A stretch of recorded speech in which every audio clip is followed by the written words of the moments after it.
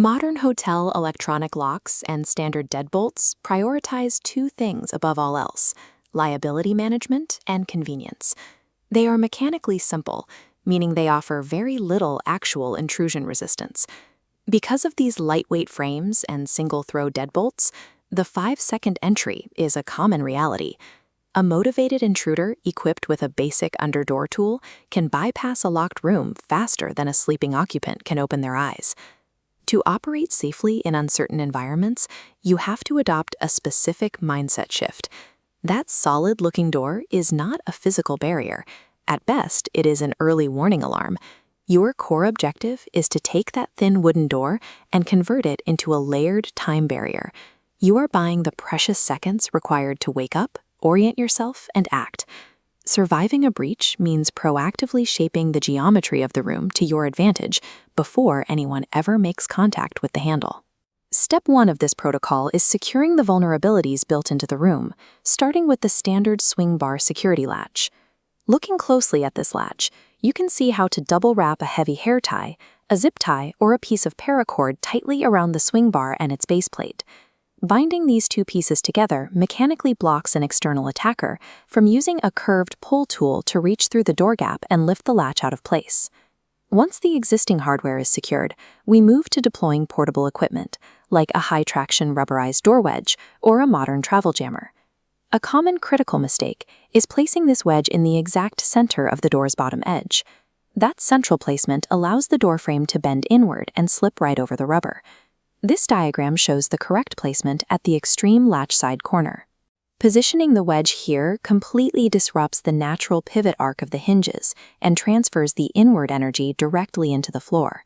By moving the wedge to the corner, you successfully translate inward horizontal force into downward compression. You are shifting the structural reliance from a weak wooden door frame directly into the solid floor. Now we add physical mass to the door's swing path.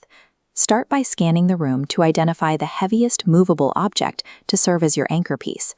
Push this anchor piece, usually a solid desk or a heavy dresser, directly behind the door. You want the door to impact this mass immediately upon a forced breach. Next, look at this side profile diagram demonstrating the 45-degree brace technique. By wedging an ironing board, a chair, or a rigid suitcase between the door and the floor at an angle, you mathematically redirect any horizontal entry force diagonally downward into floor friction. When adding more items, avoid the common mistake of just randomly piling secondary furniture in front of the entryway. Instead, arrange extra chairs and suitcases deliberately. As you see mapped out on the floor here, you want to build a narrow zigzag path leading from the door into the room. This specific angular arrangement creates a fatal funnel. It severely limits an intruder's mobility and restricts their line of sight the moment they step inside. The goal of this furniture layer is not to build an impenetrable barricade. You are simply guaranteeing that any attempt to enter your room becomes incredibly loud, slow, and mechanically awkward. Even with heavy furniture in place, you need sensory alerts to eliminate the possibility of silent failure. You can never be caught sleeping during the initial attack. This small battery-powered vibration alarm can be clamped directly onto the neck of the interior door handle. It triggers a high-decibel siren at the very first sign of tampering, before the latch even fails. If you don't have a dedicated alarm, you can build an improvised alternative. Balancing a glass or metal cup perfectly on the interior handle guarantees an immediate acoustic crash if someone turns it from the outside. You can gain a tactical advantage by aiming a portable, motion-triggered light directly at that entryway. Sudden illumination instantly degrades an intruder's night vision and gives you visual control of the space. The final step of the protocol requires assuming that eventually the main door will fail. You must establish a hard point to retreat to. The bathroom is almost always the ideal secondary fallback position. It offers a tighter, defensible space, an additional locking door, and solid plumbing fixtures that serve as excellent cover. To ensure you can move to this hard point immediately, look at this go-bag setup. A heavy flashlight, running shoes, and a passport, all positioned neatly on the nightstand right next to the bed, so you can grab them in the dark. By pre-planning your sensory alerts and staging a clear fallback point, you stop being a passive target and become an active defender with a concrete extraction plan.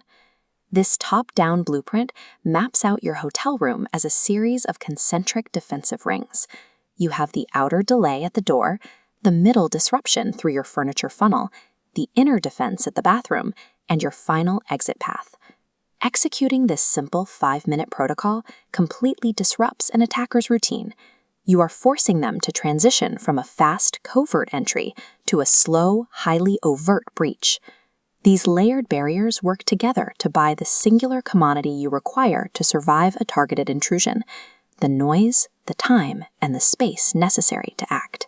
Pack your basic kit, run this exact drill immediately upon check-in, and maintain a layered defensive mindset every time you travel.